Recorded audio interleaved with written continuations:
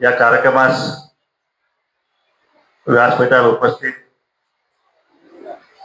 ज्यांनी बापूंसोबत आचार विचाराची देवाणघेवाण करून अविरत असा संघर्ष जो केला ते तुम्हा आम्हा सगळ्यांचे मार्गदर्शक आमचे कुटुंब प्रमुख आदरणीय गणेशदादा नाईक साहेब, व्यासपीठावर उपस्थित सगळे शेंगे बंधू, गणपत आबांचा वारसा ज्यांनी अतिशय समर्थपणे चालवले असे डॉक्टर बाबासाहेब आमदार देशमुख, ओबीसीचा लढा मी सुरुवातीच्या 2018 साली ओबीसीचा लढा चालू केला. त्यावेळी असं वाटायचं की माझ्या मागे कोणीच नाही ओबीसीचा लढा लढण्यासाठी. पण साधारणतः गेल्या 2 वर्षामध्ये ओबीसीचा लढा अतिशय समर्थपणे पेलवणारे एक नेतृत्व आपल्या समाजात निर्माण झालं. ते म्हणजे प्राध्यापक लक्ष्मण हाके, त्यांचं आपण थोडं स्वागत करूया काळाच्या गजरात. आणि सामाजिक न्यायाचा लढा लढत असताना अनेक प्रसंग भोगावे लागतात. त्यातले अनेक भोग जे आहे लक्ष्मण हाकेंच्या नशिबी सुरुवातीला आले, गाडीवर हल्ले, हे सर्वात जास्त हल्ले जे आहे ते आता लक्ष्मण हाकेंच्यावर झालेले आहे. तर आपण सगळ्यांनी सुद्धा आपला एक तरुण कार्यकर्ता जो आहे तो नुसत्या धनगरांचं नव्हे तर 18 पकड जमाती, केरी माळी साळी कोचे कुंभार या सगळ्या ओबीसी जे आहेत त्या सगळ्यांचं नेतृत्व करण्याची धमक असणारा एक नेता आपल्यातून निर्माण होत आहे. आणि म्हणून त्याच्यावर जर वेळ प्रसंग पडला तर धनगरांच्या पोरांनी काठ्या घेऊन त्याच्या मागे उभा राहायला पाहिजे. या ठिकाणी मला आपल्या सगळं सांगायचं. त्यावेळी आपण बापूंची जयंती आपण करतोय, बापूंच्या विषयी बोललं पाहिजे की बापू कोण होता. बापू कुठल्याही आमदाराचा मुलगा नव्हता, कुठल्या मंत्र्याचा नव्हता, कुठल्या कारखानदाराचा नव्हता. तर बापू कृष्णाजी शेंडगे नावाच्या मेंढपाळाचा मुलगा बापू होता. झोपडी जन्म, वाड्या जन्म झाला नाही. बापूंचा जन्म झाला झोपडीमध्ये. आणि झोपडी जन्मलेल्या शेंडगे बापूंनी एक स्वप्न मुलाशी बाळगलं. लहानपणी बिरोबाला अमावस्या असतील, पौर्णिमा असतील, बिरोबाची जत्रा असेल, त्या जत्रेला जायचं आणि भंडारा लावायचा बिरोबाचा. आणि तो बिरोबाचा भंडारा घेऊन बापूजी निघाले. ते बिरोबाचं मंदिर तुम्ही पाहिलं असेल, आरवळीची मंदिर इथं आहे. कोळेकर आता कोळेकरने सांगितलं की हा जो आपला संघ जो आहे हा संघ 7 समुद्र पलीकडे जाऊन 100 देशामध्ये सगळ्यात मोठं सगळ्यात पारितोषिक कुणाला मिळालं असेल तर ह्या आपल्या धनगरांच्या आपल्या या परंपरेला, ह्या आपल्या कैपतला, आपल्या गजमित्रला ते मिळालं. आणि ते पाठवण्याचं काम बापूंनी केलं होतं. बापूंनी कुठलाही कार्यक्रम बापूंचा या धनगरी गजमित्रेशिवाय चालू होत नव्हता. म्हणून संयोजकांना आम्ही सांगितलं की भले आरवाडी जाऊन काय होईना पण हा कैपत संघ जो आहे तो या ठिकाणी आपल्याला आणावा लागेल. कारण बापूंच्या आत्म्याला शांती लावायची असेल, धनगरांचा ढोल हा तिथं वाजलाच पाहिजे. आणि कैपतीचा आपला जो तांडव नृत्य आहे, शंकराचं तांडव नृत्य आहे, आणि ते नृत्य जे आहे त्या ठिकाणी वाजलंच पाहिजे. तर पुढचा सगळा प्रवास जो आहे तो आपला व्यवस्थित होऊन जातो. आणि बापूंचा प्रवास इथूनच सुरू झाला. आणि ते बघता बघता बापू कामगार झाला, कामगारांचा गोदीत मालक झाला, मालकाचा मंत्री झाला. आणि बघता बघता धनगरांचा आरक्षणाचा प्रश्न जो आहे म्हणजे 3.5% आरक्षण या महाराष्ट्रामध्ये कुठल्याही जमातीला नाहीये. ते 3.5% एकट्या धनगरांना मिळवायचं काम जे आहे ते बापूंनी केलं. पण आज ही एनटीची सवलत जी आहे, मगाशी कोण बोललं की कुणाला विचारलं की एनटी सवलत कुणी दिली, कुणामुळे मिळाली, कुणाला माहित नाहीये. ही पण अनेक विद्यार्थ्यांना विचारतात तुम्हाला एनटी मधून प्रवेश मिळाला, पण एनटीच्या अवस्था दिली कोणी तेवढं आम्हाला माहित नाही. पण ह्याला जबाबदार तुम्ही जेवढ्या तेवढा आम्ही पण जबाबदार आहे. कारण जो प्रचार प्रसार बापूंच्या कार्याचा प्रचार प्रसार जो करायला पाहिजे होता तो आपल्याकडून झाला नाही. आणि म्हणून बापूंनी मिळालेल्या हे भाजी भाकरी जी बापूंनी दिली तिच्यावरती शंकेचं काहून मारलं गेलं, तिच्यावरती टीकाच करण्यात आली. अरे आम्हाला एसटी मिळवायची होती पण बापूने आम्हाला एसटी मिळवून दिली. एसटीचा लढा हा बापूंनी 1965 सुरू केला. 65 ते 90 जवळ 25 वर्ष हा लढा बापूंनी एसटीचा लढा लढला.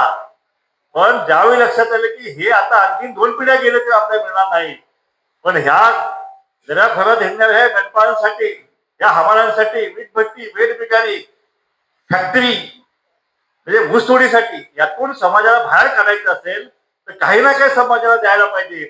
बापूंनी चांद्यापासून बांध्यापर्यंत म्हणजे रत्नागिरीच्या आखाड्यापासून त्या अगदी चंद्रपूरचे देवाजी पाटील या सगळ्या नेत्यांचे बोर्डमध्ये त्यामध्ये काकासाहेब थोरात होते, बावीस टिके शेंडगे होते, कोल्हापूरचे लढा हजारे गुरुजी होते, नाशिकचे हाकेसाहेब होते आणि या सगळ्यांची बोर्ड बांधली बापूंनी आणि त्या मधून महाराष्ट्रावर मेळावे त्या ठिकाणी सुरू केले.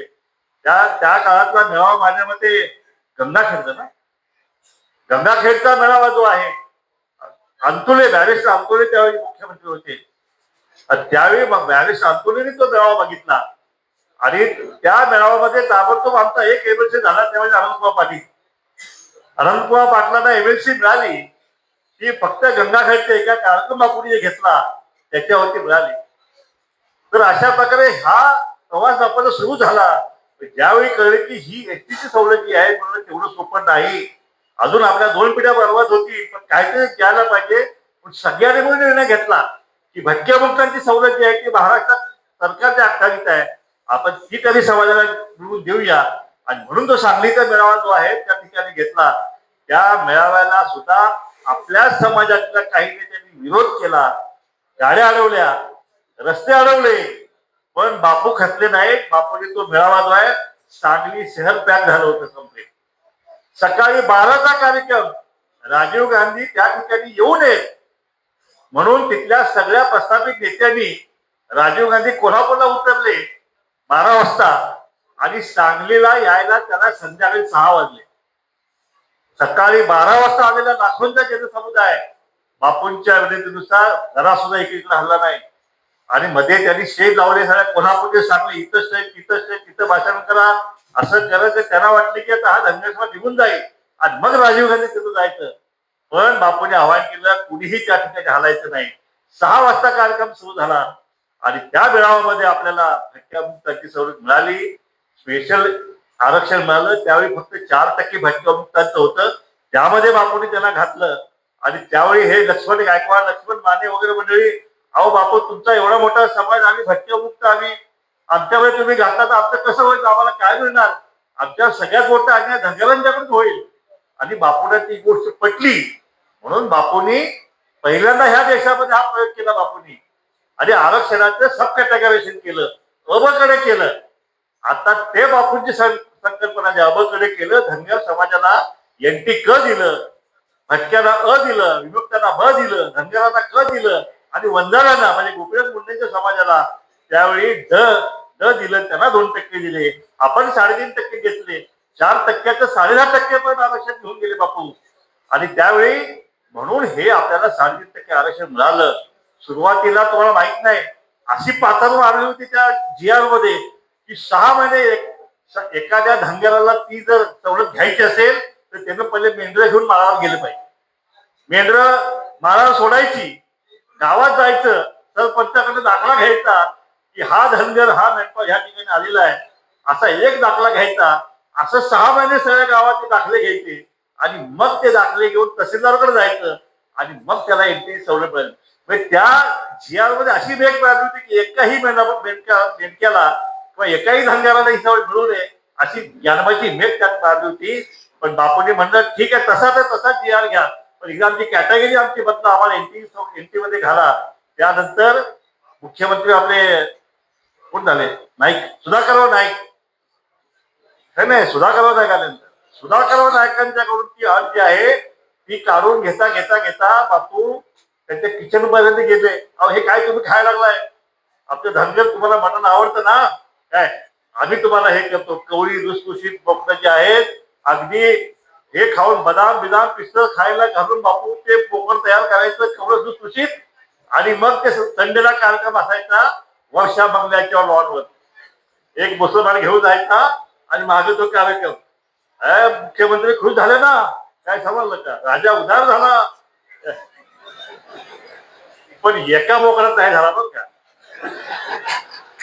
आपला मसोबा आपला आपण विरोबाला हे करतो, आपल्या देवस्थानात कापतो, एका बोकडा वर्षात आपण एकच देतो. हे पट्ट्या काय एकाच काय देतो समाधान झालं नाही. दुसरा तिसरा चौथा 12 ज्यावेळी दिली काय 12 बोकडाचा ज्यावेळी बळी झाला, त्यावेळी मात्र काय राजाने ढेकल दिली की तुमचं काम केलं म्हणून सांगितलं. ती अट त्यांनी काढून टाकली. प्रत्येक धनगराला तेव्हा तेव्हा खरा न्याय त्यावेळी मिळाला. आणि म्हणून तुमची आमची मुलं जे दिसत आहेत आज, आज डॉक्टर वकील इंजिनियर दिसत आहेत, ती त्याच्यामुळे दिसत आहेत.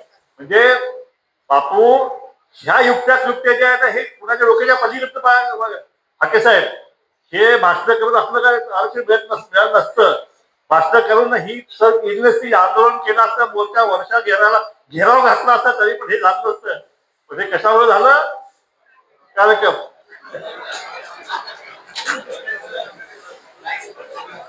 तर अशा प्रकारे एसएससी शिकलेला माणूस एवढ्या मोठ्या समाजाला आरक्षण देतोय. आज मराठ्यांचं आरक्षण तुम्ही पाहताय, आज नाकी 9 आले मराठा समाजाच्या आरक्षण देता देता. गुलाल उधळत आहेत, साखर वाटतायत, पण आरक्षण मिळते का, नाही मिळत. पण शेंडगे बाबा मिळवून दिले ना तुम्हाला. आज मुलं डॉक्टर वकील इंजिनियर झाले. बारामती बघितलं तुम्ही, त्या काळामध्ये देशपांडे कुलकर्णीचे पाट्या असायच्या, हे डॉक्टर कुलकर्णी डॉक्टर वकील देशपांडे. आज बारामतीमध्ये तुम्ही गेला तर शेमडे कोकरे शेळके यांच्या पाट्या डॉक्टर आणि वकिलांच्या तिथं आहे. सुपर स्पेशालिटी हॉस्पिटल सुद्धा त्या ठिकाणी आता मध्यंतरच आहे. आणि ही आठ घेताना कुणाची पोरं शिकावी.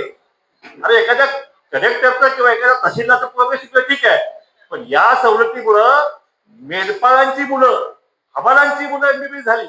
आज चेंबूरला सुपर स्पेशल हॉस्पिटल आहे कोळेकरचं.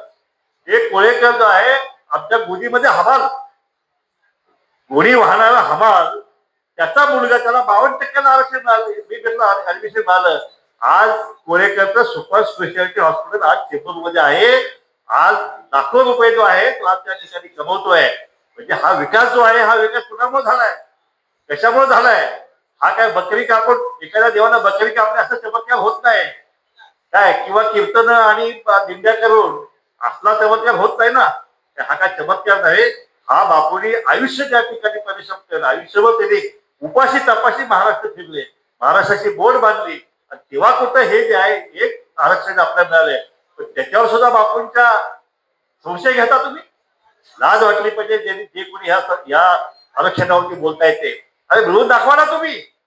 3.5% तुम्हाला 4.25% सुद्धा मला पाव टक्का सुद्धा वाढवता आलं नाही. तुम्ही काय गप्पा मारताय तुम्ही.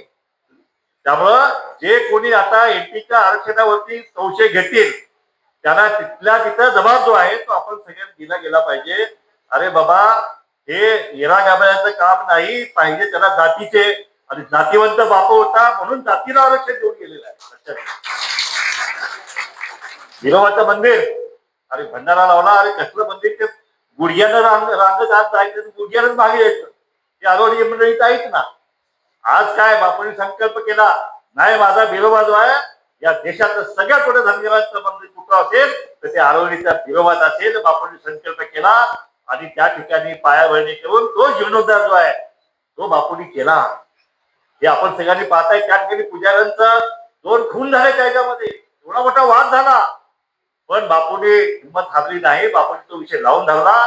आज सगळ्या देशातलं सगळ्यात मोठं मंदिर धनगरांचं कुठलं असेल तर माझ्या आरोवाडीच्या बिरोबाचं मंदिर झालेलं आहे.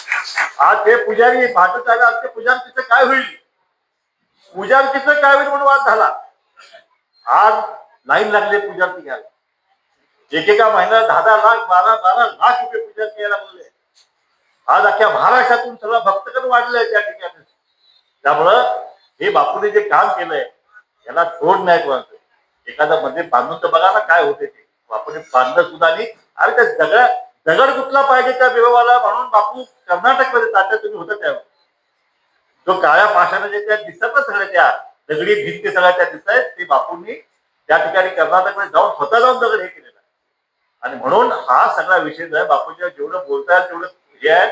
मी फक्त एक सांगेन, बापू असल्यापासून दोन गोष्टी मात्र बापूच्या अजून तशाच आहेत की त्याला आम्ही कमी पडलो, तुम्ही कमी पडला, त्याचा उल्लेख हाकेने केला की एक नंबरचा दोन नंबरचा समाज.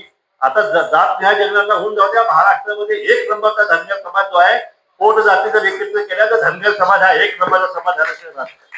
एवढा मोठा समाज असेल ह्याचे आमदार का नाही होत, त्याचे खासदार का होत नाही, हा प्रश्न बापूंच्या काळात पडला प्रश्न आहे.